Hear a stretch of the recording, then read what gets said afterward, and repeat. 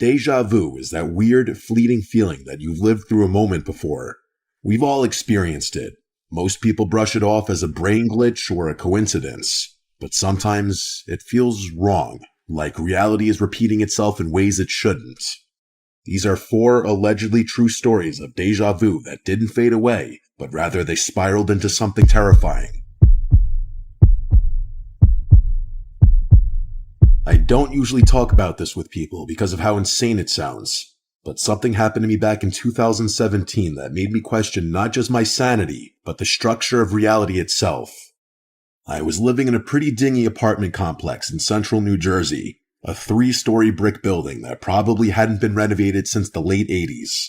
The kind of place where the hallway lights buzzed faintly and every door had chipped paint and mismatched locks. I lived there with my roommate Nick, who worked security night shifts for a warehouse just outside of town. Most nights I had the place to myself. It was a Thursday night in early February when I came home a little later than usual. I remember walking up the stairs and getting hit with a smell I hadn't smelled in years. Burned rubber mixed with some kind of citrus cleaner. That smell triggered something in me. This strange and sudden memory that felt like it belonged to someone else. As I walked down the hallway, the feeling of déjà vu hit me like a sledgehammer. Not just a flash of familiarity, but an overwhelming sensation that I had lived this exact moment before, in precise, granular detail. I stopped about 5 feet from my door and froze. I knew what was going to happen next. The light above me would flicker twice. A woman from downstairs would yell something muffled and then laugh. Then, at the far end of the hallway, something heavy would fall. A dull, metallic thud. And it happened in that exact order, exactly as I knew it would. I remember standing there, not even scared yet, just confused. I thought maybe I had dreamed it, but then it happened again the next night. This time I was watching TV, eating leftover Chinese food, and suddenly I knew the scene that was going to play before it happened. The lines of dialogue, the background noise, even the timing of a phone buzz from my nightstand. Over the next 5 days, these moments became more frequent. I began writing them down, testing myself, and every time I was correct. I knew things I couldn't have known, like the exact time Nick would text me, or the moment a neighbor's dog would start barking. But they weren't memories. They were reminders of something I hadn't lived yet.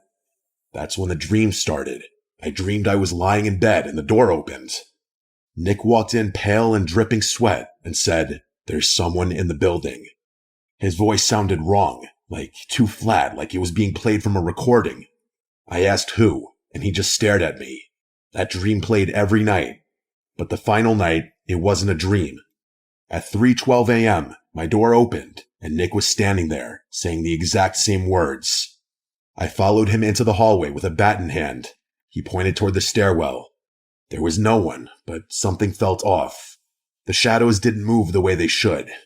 We called the police. Nothing. I told Nick about the dreams, and he just stared at me and said, "I've been having them too." Neither of us said anything else. The déjà vu ended that night, but ever since then, I sometimes catch the flicker of something. A memory, a sense, a noise, and I wonder if I'm about to remember something before it happens again. Because if that door opens again and I hear those words, I don't know if I'll be able to follow this time. I've started to question if what we think of as a memory is really just our brain accessing timelines stacked atop one another, like layers of old wallpaper, each layer faintly bleeding into the next. Sometimes I think the hallway itself is some kind of weak point, a seam between 2 versions of reality. I moved out 6 months after that night, and I've driven past that building more than once, and each time, I swear, I feel a tug, like my body wants to stop and go in. Part of me still believes there's something waiting at the end of that hallway. Not a person or a ghost. Just a decision I haven't made in this version of my life. And every time I think about it, I feel like I'm closer to making it.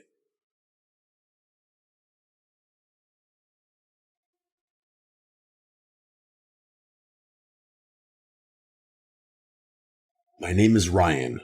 This happened 3 years ago when I was 17 and my brother Chris was 19. We live in a small town surrounded by woods. Not much happens here, so kids like us get bored pretty easily. There's a trail near our house that leads into the forest. It goes on for miles. People say there are old buildings and weird stuff hidden deep in the trees, and we always talked about going to explore it, but never did until one weekend in October. We had nothing to do, and Chris said we should finally check out the house he heard about from other kids at school. It was a cool, cloudy day. The leaves were all changing colors, so it was a nice scenic walk actually. We packed water and flashlights, told our mom we were going hiking, and left around 3 in the afternoon. The sun sets early in October, so we figured we had maybe 2 hours to go and get back. The walk started out normal. It's not like I hadn't hiked in these woods before, but after maybe 10 minutes, I started to feel weird. It felt like I had walked this specific trail before, like I remembered this specific walk and conversation with my brother. Even when we found a broken fence post on the trail, I felt like I remembered that exact moment, but I had never been down this trail before, I was sure of it. Chris was ahead of me, talking about something random, but I didn't really hear him at this point. I kept looking around, and everything felt too familiar. I knew there would be a thick tree with a big hole in it near the side of the trail, and 5 minutes later, we passed it.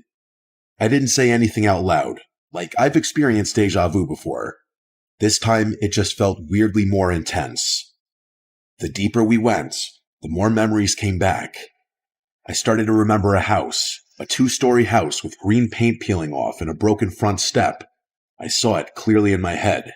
I remembered a broken window on the top floor and dead vines going up the side, but I had never seen this house before in real life. I didn't say anything to my brother yet, though. We finally reached the house between 3:30 and 4 p.m., and when I saw it, I felt like my stomach dropped. It was the same exact house I was picturing in my head, down to just about every last detail. I just stared at it while Chris kept walking toward the porch. I wanted to turn around and leave. In that moment, I actually started questioning if I had seen this house before, even though I was almost positive I hadn't. I asked Chris if it felt familiar to him, and he acted confused and said no. Then he asked what I meant. I told him straight up I felt a weird sense of déjà vu of this exact moment. I didn't want to chicken out though, so we kept going. The front door was cracked open, indicating we weren't the first to have the genius idea of exploring this place. Chris pushed it open slowly, and it made a long squeaking sound as it opened. Inside, it smelled like what you'd expect a long abandoned house to smell like, and the silence in there was almost deafening, like it felt heavy on my ears. We stepped inside, and there was broken furniture, old wallpaper peeling off, and a staircase going up on the left side of the room. We looked around the first floor for a while. There was a kitchen with no lights, a living room with a fireplace, and a hallway with one closed door at the end. The whole time, it felt like someone was watching us. At least to me it did. Chris made a comment that the place is kind of creepy, and I couldn't agree more. Then I said something without thinking. I said, I remember being here before. Chris stopped walking and just turned to me and said, "What do you mean?" I didn't even mean to say it. The words just came out on their own. I repeated myself. I said, I remember this place, the kitchen, that hallway, even the fireplace, and I remember a woman upstairs. Chris's response was one you would expect, an automatic assumption that I was trying to add to the creepy atmosphere and freak him out. I told him straight up, I'm not trying to scare you. I just have a weird memory of being here and someone being upstairs. I could tell it did creep him out a bit, but I mean, in a setting like this, it isn't hard to freak people out. We stood there for a second. Then we heard a noise. A soft creak, like a floorboard being stepped on. It came from upstairs. Chris looked at me, and I looked at him. We didn't say anything for a few seconds. He dared me to go upstairs and check it out. I said absolutely not, and advised we get out of there. He somehow convinced me to play rock, paper, scissors to see who would go up there and check out the upstairs. I lost, but I still refused to go up there. Chris still would rather go up there than to leave the house right then. As he walked up the stairs, each step creaked. I followed behind, but I stayed at the top of the stairs while he walked toward the room where the noise had seemingly come from. It was the last room on the right. The door was slightly open. He reached out and pushed it open more. I couldn't see what was inside from where I was standing, but Chris saw something in there. He froze, and then out of nowhere, he screamed and almost shoved me down the stairs. He yelled, "Run," and we flew down the stairs and out the front door. We didn't stop running, not even when we reached the trail again. We kept going until we were completely out of breath. When we finally stopped, we were bent over, trying to breathe. My heart was beating so bad I could barely hear. "What did you see?" I asked. Chris looked at me and said, "There was a woman in there staring out the window like a statue." When I asked him what she looked like, he said all he really noticed was her hair, which was shoulder length and grayish blonde. He kept asking me how the hell I knew there would be a woman up there. I accused him of lying to prank me, that he probably thought I was trying to scare him, so he flipped the script on me. But he never caved. He never told me he was kidding. He insisted for days, weeks, months, even years later today, that he wasn't kidding, and he saw that woman in there. Part of me knows there's a possibility he did flip what he thought was a prank back on me, but deep down, I believe him. We both heard that sound from upstairs. It came from someone or something alive. My déjà vu or premonitions or whatever you want to call it were also way too specific to be coincidental. I'm glad I wasn't the only one to look into that room. This experience changed my definition of the term déjà vu.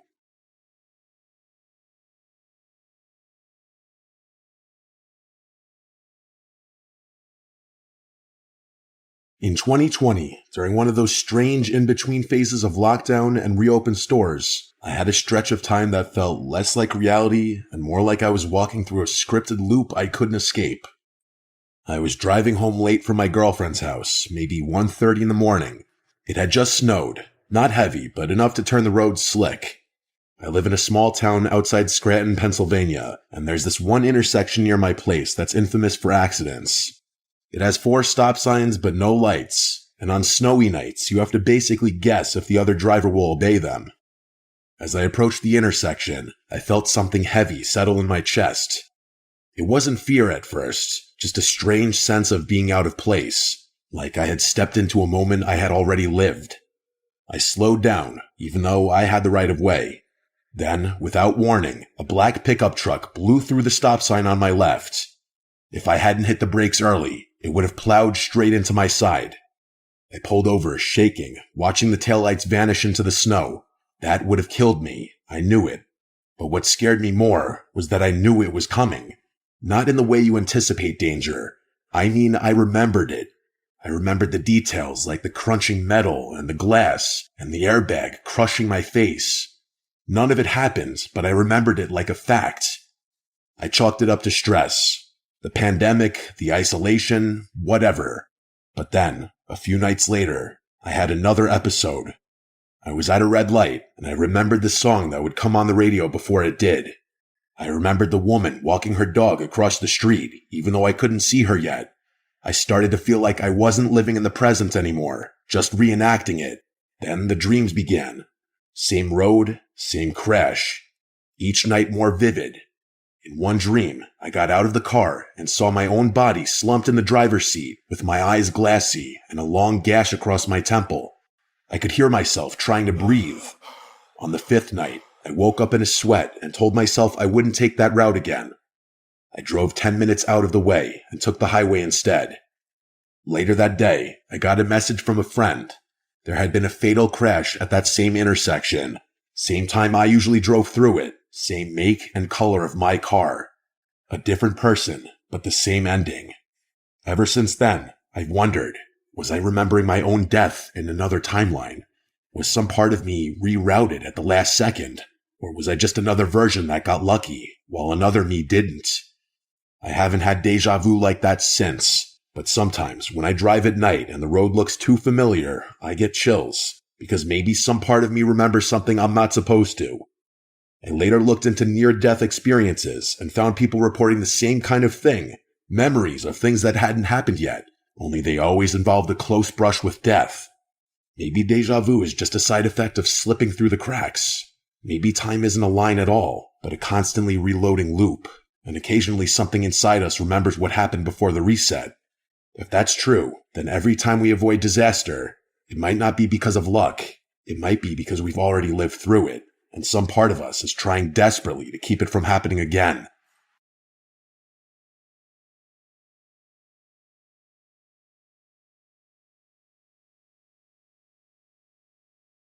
Before I worked in IT, I spent 2 years doing overnight shifts at a long-term care home in upstate New York. It was an old facility, a little run down but decent enough. We had a few residents with Alzheimer's or advanced dementia, but most were stable, just elderly and needing care. There was one woman named Miss Adelaide. She was 87, mostly lucid, very sweet, and kept to herself. She had a faded photo of a young boy on her nightstand that she called her grandson, but no one ever visited her. Over the first few months, I developed a routine. Midnight rounds, patient checks every hour. Most nights were uneventful, but every so often, I'd find Miss Adelaide awake, staring at the ceiling, humming some slow, eerie tune. One night, around 2:15 a.m., I found her sitting up, eyes wide open. When I asked if she needed anything, she said, without blinking, "You already asked me that. You ask every night, but tonight is different." I felt this strange feeling in my gut, like she was reading a script for my future. I laughed nervously and offered her water. She declined and added, "You should remember this part." I told my supervisor, who brushed it off as confusion or dream state talk. But the next night, I got the same response from her, word for word. On the third night, she was gone, passed in her sleep around 1:50 a.m. When I went to her room for rounds, the bed was freshly made and her belongings were already boxed. I couldn't stop thinking about what she said. I did some digging through old records and archived notes. It turns out, another night staff member had reported similar things in her file from years ago, always at night around 2 a.m. She repeated phrases and predicted exact actions, and even once said the name of a new nurse before they introduced themselves. One entry from 2013 had her saying, "I remember this version. You take your break at 3:07. You always do." And according to the note, the nurse had just looked at their watch. It was 3:07. I don't know what was happening with Miss Adelaide. I don't really believe in the paranormal, but it seemed to me that she was in some kind of loop or glitch. I can't really explain it, but it seems to me that maybe she was stuck, watching her life play out again and again, waiting for it to end differently. Now I work behind a desk, but I still get the occasional wave of déjà vu. And when I do, I stop and listen, because maybe it's not just a trick of the brain. Maybe it's a message. Maybe it's Miss Adelaide or someone like her, reaching out across timelines, trying to remind us we've been here before, and it didn't end well. I've since met people who worked at that same care home, both years apart, and without me saying anything, they mentioned that they used to have weird dreams at night while working there. One even said a patient warned her she'd be fired soon, and then she was let go a week later due to downsizing. She didn't remember the patient's name. I just nodded and said how interesting that was. I think about Miss Adelaide often. Sometimes when I'm falling asleep, I hear that same eerie humming from my dreams. I can't help but still think about Miss Adelaide all the time.